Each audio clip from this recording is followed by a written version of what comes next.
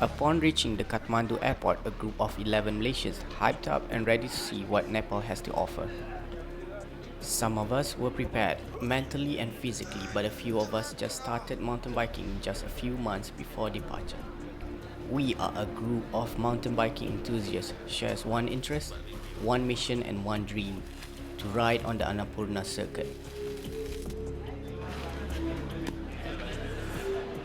Happy dapat bag. Finally. We were ready to endure the physical pain, the unpredictable weather, the physically draining 5 days of pedaling. Basically, we have expected the worst, but we didn't expect the worst to come sooner. Our bikes were nowhere in sight. Mana bag, Fai? Tunggu Bag dah. dah. Tunggu je lama tak tahu mana. Gila, habis. Okeylah, jomlah balik Malaysia.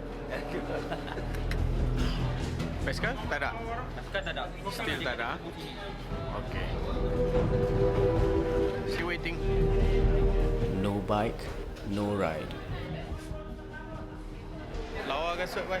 Ha? Yeah, lawa kasut. One of the best.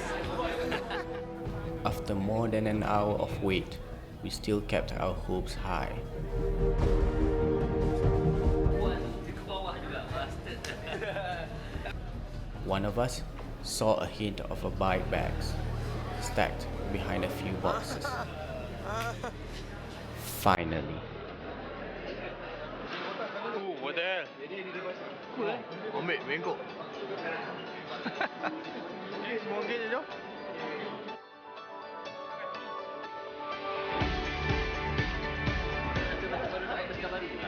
Baru beli eh? Everything is awesome. Ibo.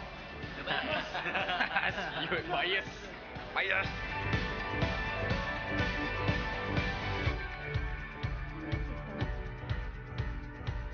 Knowing the loose gravel terrain of the Himalayan mountains, we listed every possible spare parts for our bikes. Technical problem is known to happen. The bikes were serviced before flight, nothing left untouched. We had the choice to pack our bikes in a bike bag, which cost about 600 to 1,200 ringgit, or just go to a local bike shop and buy their empty boxes, which would cost around 100 to 200 ringgit. Depending on bike shops, they could provide a packing service altogether. Most of us would check in our bike bag. A large luggage bag which would have spare parts and clothes, and at least one hand luggage. Normally, that would be our riding backpack. The standard weight for a bike bag or a packed box would be around 20 to 30 kg.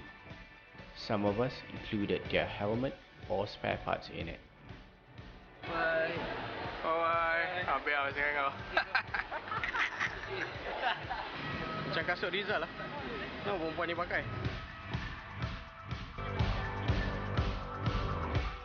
5 hours flight to Kathmandu and then right. Ada flight lain lagi. Ada flight lain. flight to Himalaya. 2 flight lagi. Pokhara and Johnson. Yeah. Our first flight from Kuala Lumpur to Kathmandu took us 4 hours and a half. Before leaving the aircraft, please check that you have all your hand carry luggage with you. It was a pleasure having you on board and we hope to see you again soon. Berapa lama kita tunggu nak datang Nepal? For me, 1 year. Yes. 4 year planning. 1 year, man.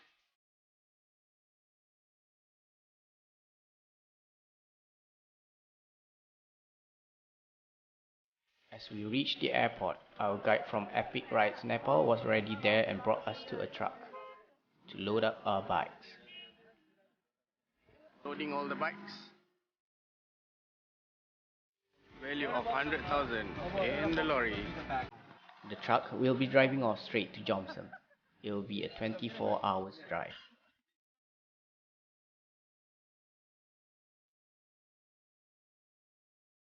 We spent a night in Kathmandu and will be taking another flight to Pokhara on the next day. Lapar ya. Lapar ya. Try sikit, little bit of everything.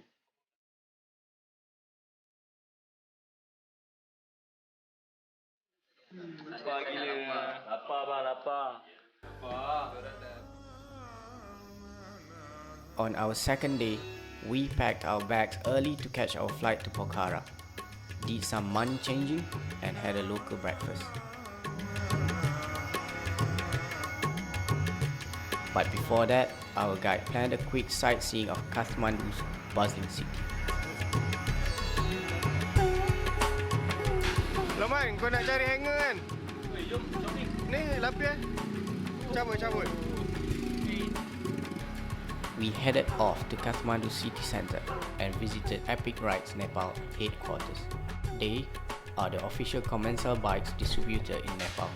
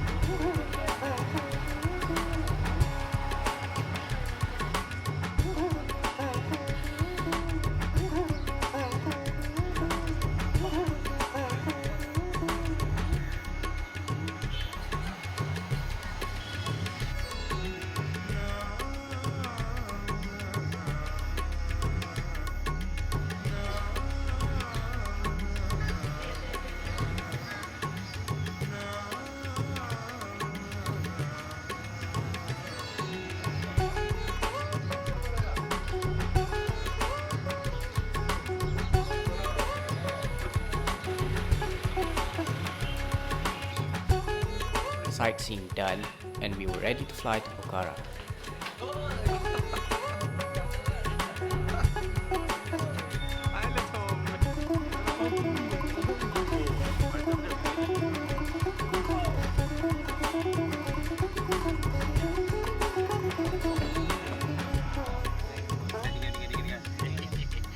Our flight from Kathmandu to Pokhara will be on a 29-seater turboprop aircraft.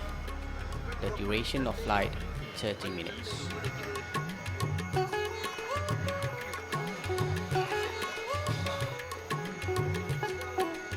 Dia punya domestic flight rasa macam nak naik ferry Bangkok. Ni dia punya arrival terminal. Kira bersyukur lah kita ada AirAsia punya terminal kan. Saya rasa city ultra modern. Nampak dia tutup gate. Tak boleh masuk. Ada yang? Ni aku pun fikir kat sini teduh. Yang tu fast lane dalam tu.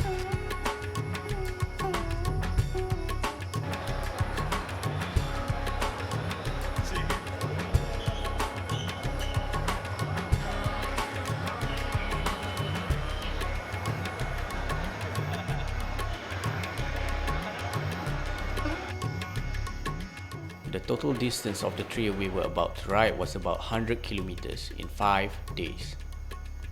Most of the trails are jeep track with loose gravel. Jomsem kita naik kat Beni. Kat Beni kita malam, lepas tu kita pergi Muktinan, pergi climb. From Muktinan kita akan turun Pra Valley. Dan terus ke Jomsem balik. From Jomsem kita akan turun sampai Kalapani. Nice. Lepas tu the next day dia turun sampai Beni. So we end our journey here.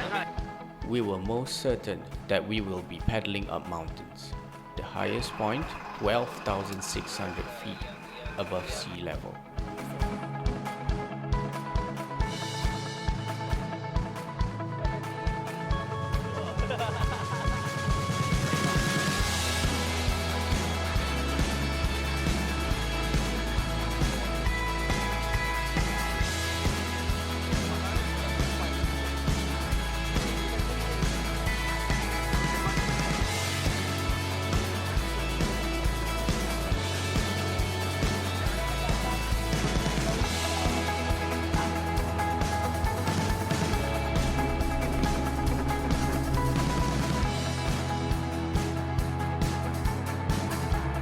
through the window, then we can see the population density of Kathmandu.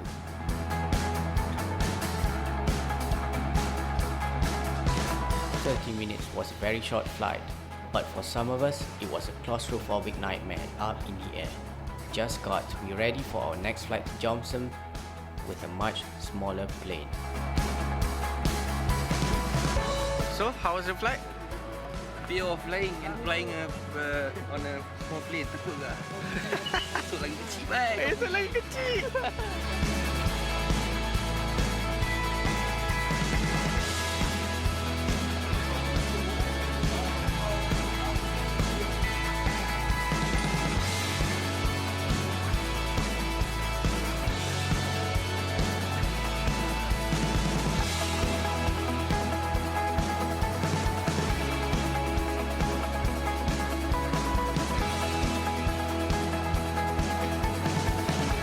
Had a quick walk through the small town of Pokhara and head out to the beautiful tourist spot Fewa Lake.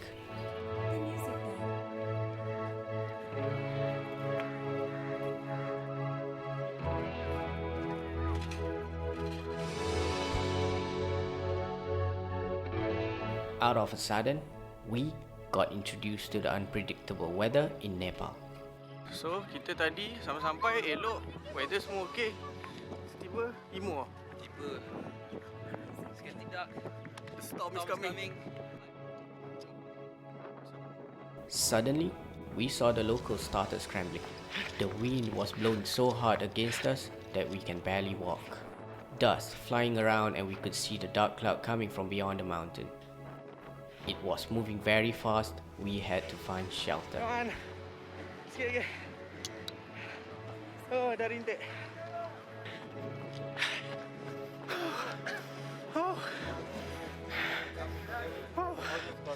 Jogging? Ya, baru lepas jogging. Yeah, jogging warm up ya. Oh, just nice.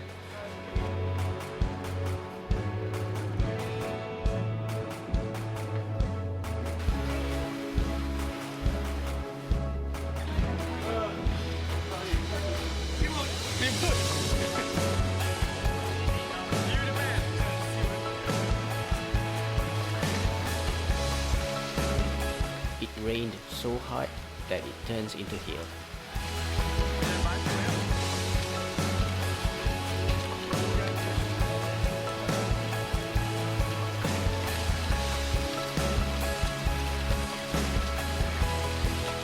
It rained for about an hour, then we headed back to our hotel. Tourist area, bar.